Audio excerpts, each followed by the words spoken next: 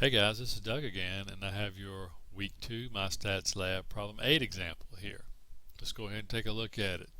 In a recent annual report, a large toy company reported that their domestic sales were broken down as follows: 45.1% brand A, 34.9% brand B, and the rest of the nearly $1.5 billion in revenues were due to brand C. They asked us to create an appropriate graphical display of this information and write a sentence or two that might appear in a newspaper article about their revenue breakdown. Well, the first thing we need to do is go ahead and pull out our percentages of each brand. They tell us that brand A is 45.1%, brand B is 34.9%, and brand C is the rest. Well, I'm just going to highlight these two cells, and when I do that, look down here and you see the sum of those two are 80%. So that pretty much tells me brand C is the rest, or 20%. So now I have all three of my percentages there.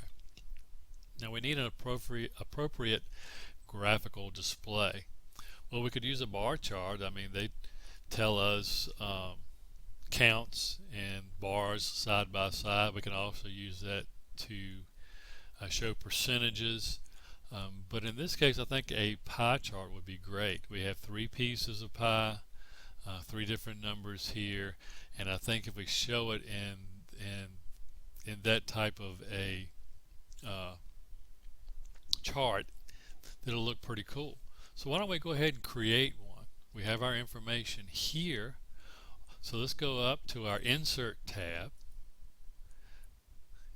click on Pie Charts. Let's just go ahead and click the first one here, and there you have it. Pretty easy, wasn't it? We have brand A here at 45.1%, brand C was the 20%, brand B the 34.9%. Looks pretty good, doesn't it? We could tell very easily which one sells the most, which one sells the least. So I think that's our best graphical display for this problem. And then the last part asks us to write a sentence or two. So I've already done that. Let's move down here a bit. And here we have it. I put almost half, 45.1% of the company's revenues come from brand A, with slightly less than that from brand B. And then the second sentence, brand C contributes significantly less revenue, 20%. So there we have it. Very basic pie chart there, but it shows us everything we want to know in this problem very easily.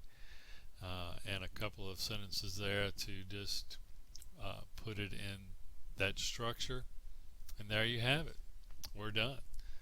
That is your Week 2 MyStatLab Problem 8 example. I'm Doug, and we'll see you next time.